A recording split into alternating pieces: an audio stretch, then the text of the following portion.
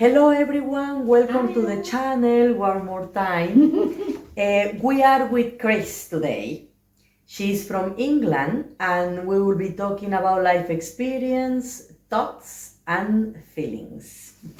How you know, right? Hello Chris. Hello. How old are you? I am 70, born in 47. I'm 76. 76. Yes. How was your childhood? My childhood was very traumatic. It was traumatic because my father had an experience during the war that the Second World War that damaged him for the rest of his life. He was on a minesweeper in the Merchant Navy, and his friend was with him that he'd been to school with and had known for years. And it was a really stormy night, and he had the waves were coming over the ship, and he had hold of his friend's hands, and in the end he had to let go, but he couldn't hold on to him. And when he came back to after the war, he became mentally ill, and he became alcoholic. And so what affected that war that affected him, we were I was born then because I'm the eldest, but some of my siblings weren't even born then. But it affected our lives like lots of children in the world whose lives are affected by war. And it meant that my father kept trying to commit suicide, and he used alcohol, as lots of people do, as a medicine to help him, and it never did help him. And I remember the one event, and I recently, because I was diagnosed with PTSD after coming back from Palestine this time, and I was told that, and I had to talk about my childhood experiences in therapy, and I never really thought that they were still there. I thought that was so long ago that they'd gone. I know that I sometimes had thought of them, but I didn't think they were so major, because she asked me about my childhood, and I told her the one that is always has been in my head a lot since I began therapy, and that was when my father came home. He was drunk, and he turned the gas on, and he made myself and my siblings and my mum go in the garden, and then the police came, and the ambulance and the fire engines, and everybody was looking out of their windows, and I remember feeling such shame. But I realise now as an adult that he was a product of a war, in the same way as so many, even now as I'm speaking to you, are the product of a war, whether it be in Ukraine or Gaza. So I guess I haven't realised how much it shaped my life, but I'm glad that You could bring that. I could bring that into my life as something to be joyful about, and I am. What did you learn from that stage, from your childhood? What did you learn? I learned, I guess I learned to care about other people. It made me think about war at an early age, and what war does to us all, because it's not just, it's all of us. Mm-hmm. It's the whole psyche of the world that's affected.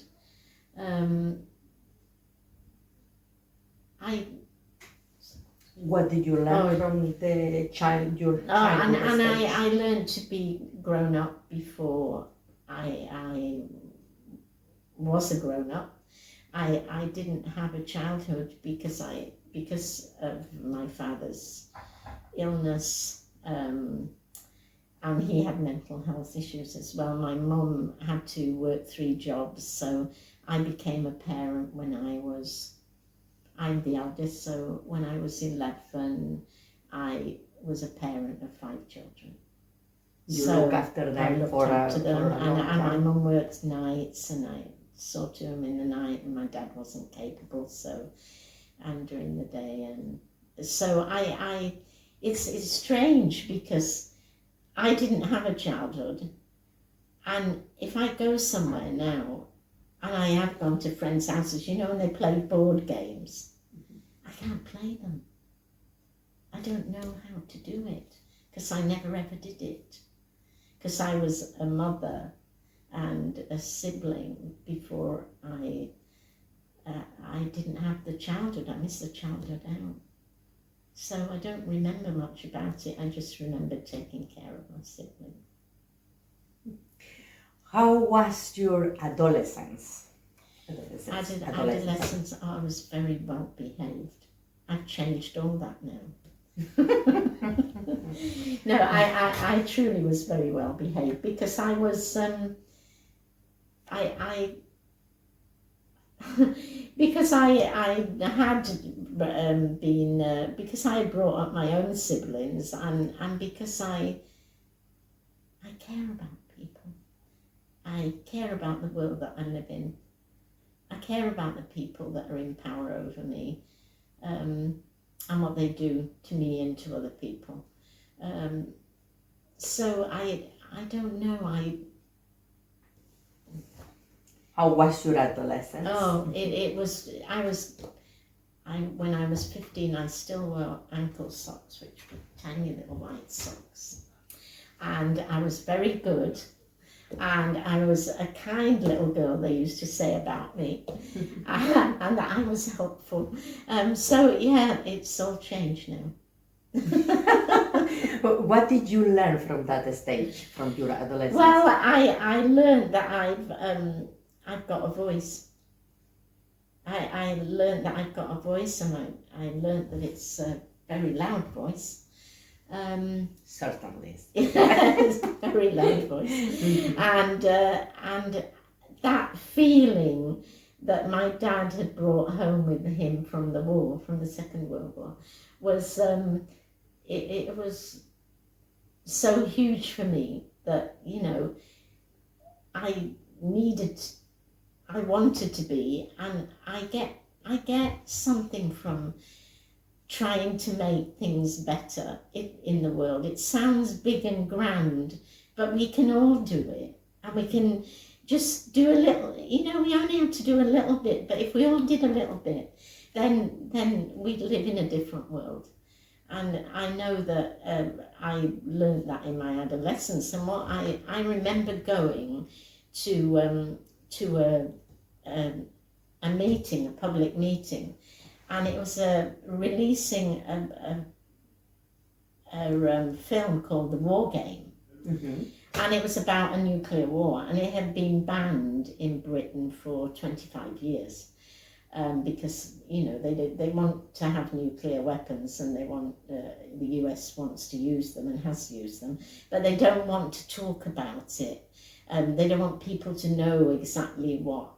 So I went to see that film, and I came out, and this is what we've talked about earlier, that I came out from that film and I thought, I have to do something.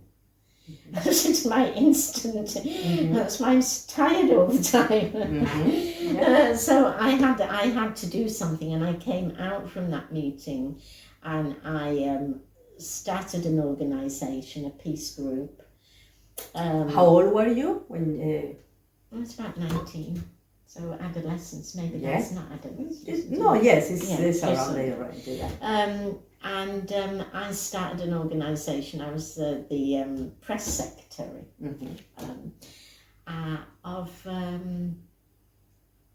and it was a CND group, Campaign Against Nuclear Weapons. Mm-hmm. And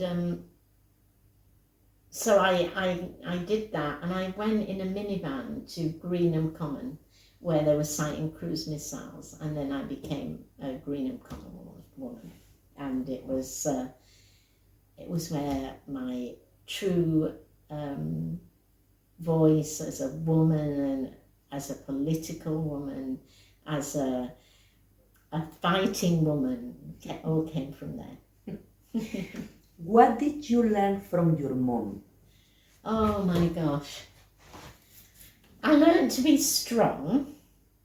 I learned to be, I'm a very, very honest person, and my mum was like that. So I learned to be honest. I learned to be strong, because she had to be strong, because she was the mum and dad to 6 kids. She was funny, and I remember when she had she wore size 3 shoes, tiny feet, and she worked in a factory, different jobs, but she was always in charge in these jobs. She was at and with 6 kids. Yeah. Yeah. I never saw my mum ill in a day in her life. Never. She just didn't have time to be ill, and that's what I do here. I've got time to do that. I've got to go and do my pick. So she loved nice clothes, and she didn't have much money, but she always looked really nice, and she had I can show you a picture. She would, share a loaf of bread with somebody if they didn't have any, and she did. She was just a lovely human being. No, exactly. Yeah. What did you learn from your father, from your dad?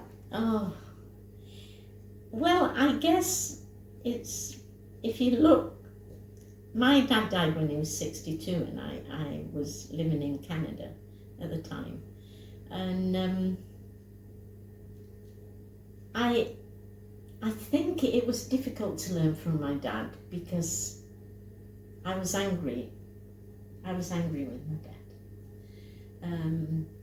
I was angry because I didn't have a childhood. I was angry because, because I actually remember, and this, I've never forgotten, it's absolutely not good.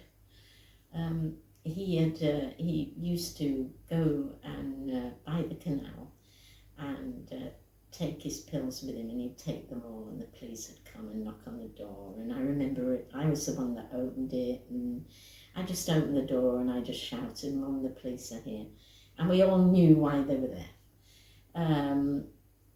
And he was in the hospital. He'd had his stomach pumped, and I went up to the hospital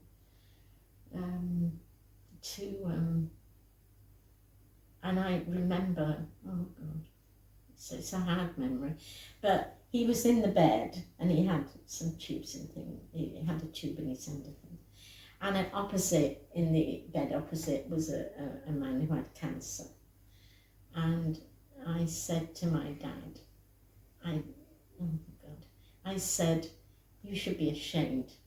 You should be ashamed that you're here, that you tried to take your own life when that man over there is fighting to live, and you, why are you here?"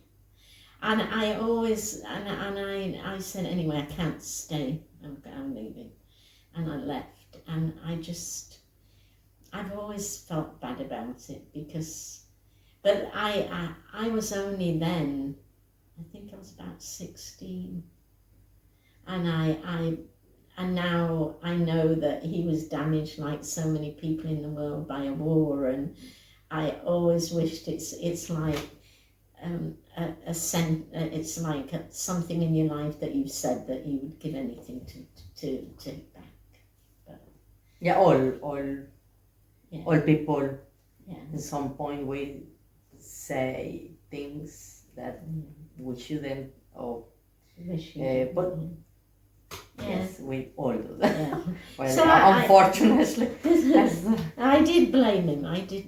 And but you know, before I went to Canada, years later, before I went to Canada, I went to stay with them for a couple of weeks, and it was the best couple of weeks that I'd ever had with my dad. I never did say sorry about that. I wish I had done it then, but I didn't think that he was going to die 2 weeks after I went to Canada. He rang me up and said, Chris, I'm at home from the hospice, and you know, I know he said, I know that you're very like your mother, you're a bit of a firebrand, and I know that we had our moments, but I did always love you. And I said, and I always loved you too. Yeah, he's listening. What have you learned from the life? Oh, from the life, to tell the truth, always. I realise people say, yeah, but you know, that's your truth, and we all have our own, whether we admit it or not, we all have our own truth, and it might be in the world that we all think differently, but there's basic truths that I have never told a lie in my life, and neither would I, because I think that whether you're talking to an individual or you're talking to a group of people, if you don't tell the truth, you're disregarding the person you're talking to. And I'm not going to do that. And I'm not going to make myself better, or feel better, and I'm not going to make myself be more acceptable to people by telling lies. I think being honest is the most important thing for me. Okay. Yeah. What is your passion in this life? Palestine! Thank you. Palestine. Why? Why? Because I've been involved in supporting Palestine for over 35 years. But I also go to Palestine. I try and go every year. Most years I manage it, but I was actually there in September when the genocide began in Gaza. I love it because I've never met people like them in my life. They are a people who, their courage, their belief in Allah, in their God, the magical love they have for their children, the fact that they will help anybody. I've been so helped by every time I go by people, and they basically poor people, a lot of them. There are rich people there, like there are anywhere, but basically Palestinians, because they were originally fishermen and farmers, they don't have lots of money.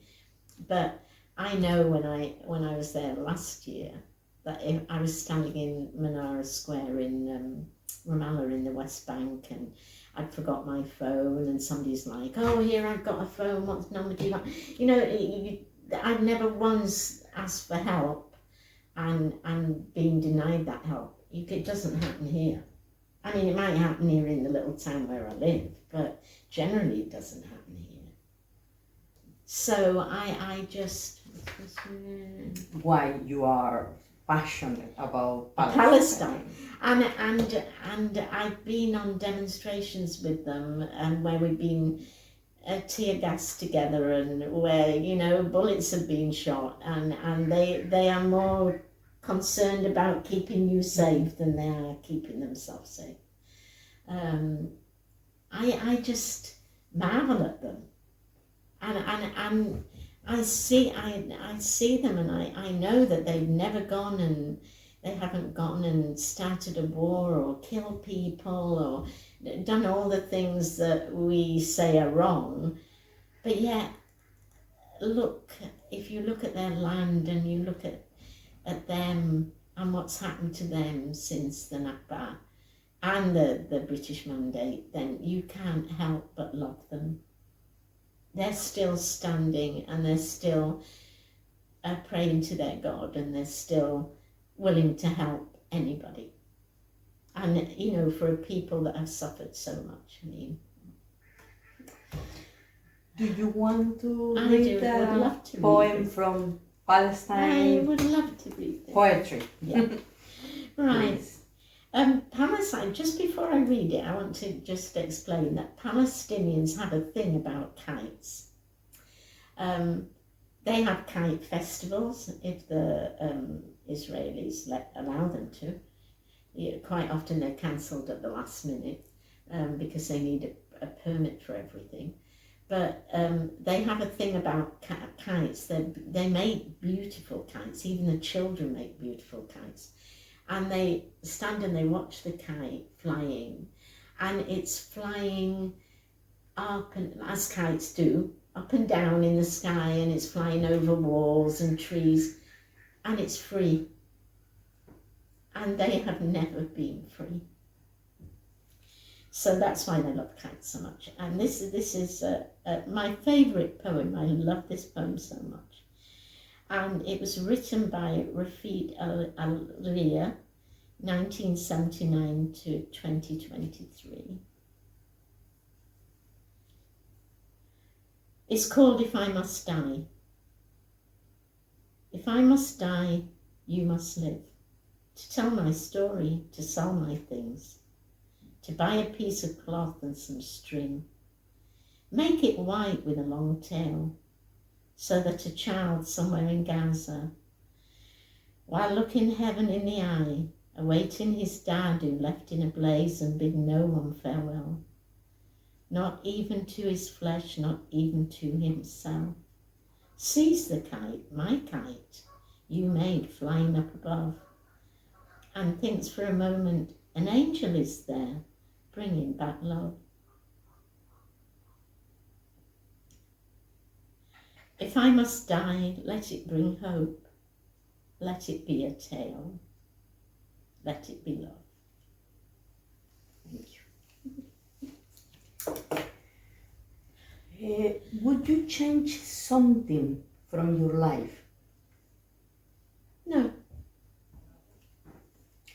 Why do you think we live this life? Well, I think we live this life to love, to learn, to be part of a humanity that could do so much better, but maybe are trying to make it better. We'll encourage other people to do that. And I just think that we need to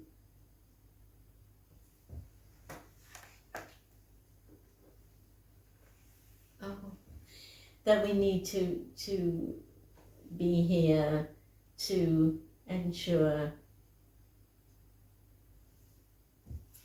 that everyone is here. What do you do when you are having hard times? Hard times? I don't have hard times. Okay, great. Great. I'm very positive, and as long as I have had, oh no, that's not true. If I'm feeling ill, and recently when I came back from Palestine, and I went straight back and did my picket and everything, I became very ill and ended up in hospital. But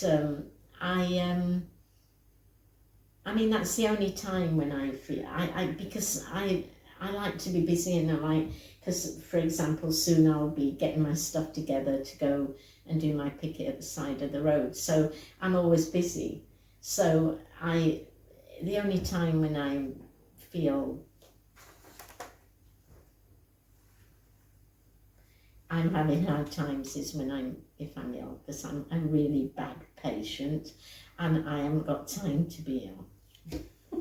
Like your mom. No time to be ill. Things to do.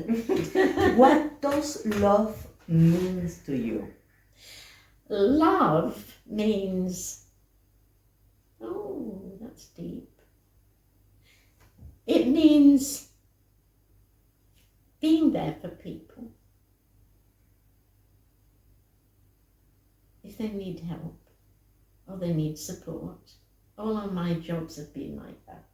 I ran a women's refuge for abused women, and I ran, when I was working, I ran a house for, a second stage house for drug and alcohol and mental health clients. So it's always been in that niche of, and I think that that's part of my not having a childhood and always being a grown up. So there's that. I'm actually having an interest or taking part in the place where you live, whether it be the town that you live in or the country that you live in, that you contribute something. You contribute thoughts even, and love, and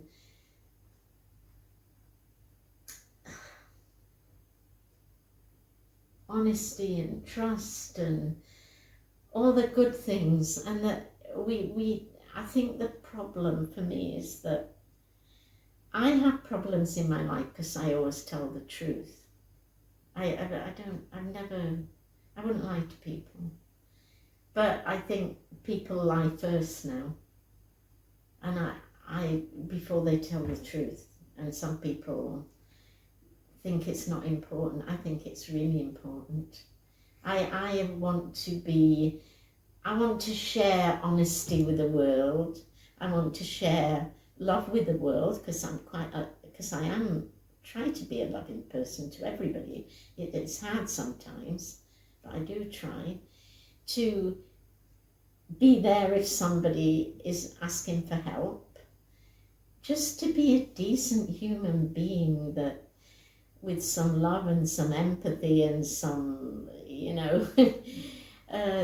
is what I leave, what I hope when I go, I hope when I'm not here any longer that people, if they just said about me, she was a kind person, and she always told the truth, that would be enough. How many times have you been in prison? 5. To support Palestine? Oh, no. I've been in prison altogether 5 times, fighting, once for Palestine, but the other 3 were for about cruise missiles when I was at Green.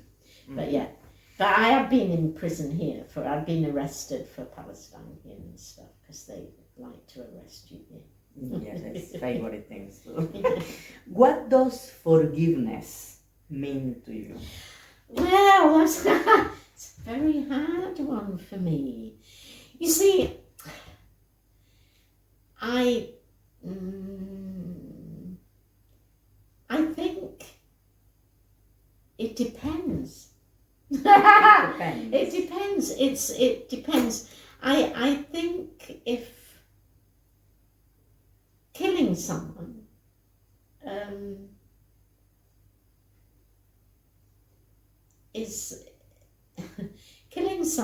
is not acceptable to me. But then I look at I look into my heart and I think about Palestine, and where you have the 2 sides of the Israeli occupation forces and the elected government guards who have an armed wing called Hamas. I don't feel the same when Hamas fights for their people, because they have a right to under international law. And as someone who supports international law, I break the law because of my beliefs, and I'll pay the consequences. But when it's international law, it's different. It's law that's supposed to be there to protect us all. So I cannot and do not condone resistance fighters like that are protected by international law, actually. In the same way as I don't, I would not use that yardstick with the Nazis, but I don't know. I think just being a decent person in an indecent world is the best we can do, really. And I try very hard to do that. What does freedom mean to you? Freedom to me means that I have a right to my voice. I have a right to speak my truth. I have a right to not be controlled by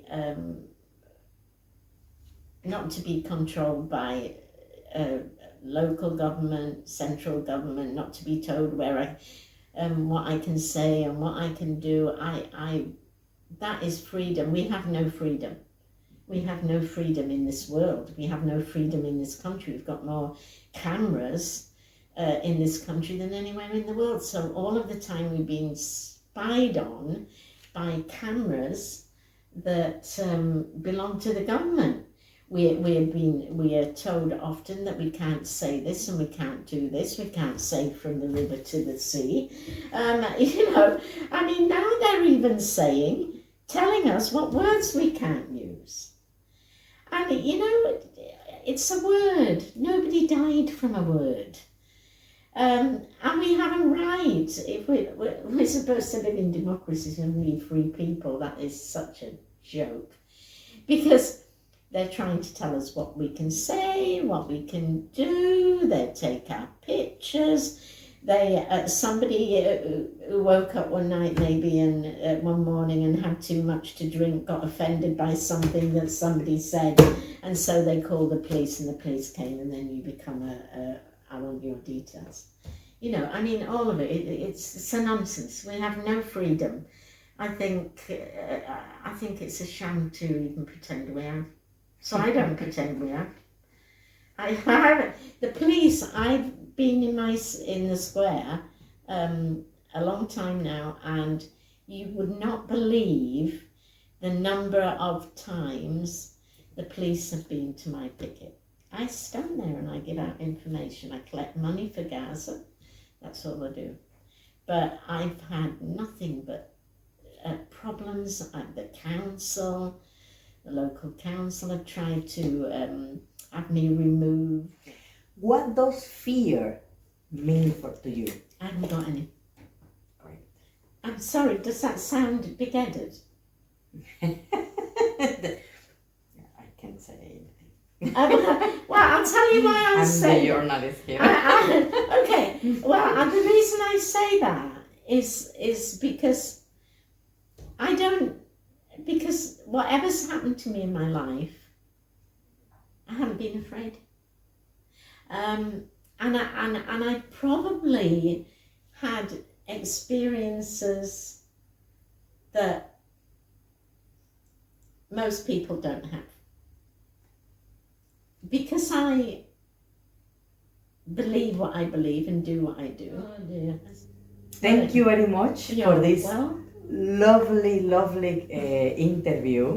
It is, I think you people can learn a lot about you, and we can all learn about everyone. Yes, that's true. So thank you very much for joining us, and hope you this can help you and take whatever you need, and see you in the next interview. Free Palestine!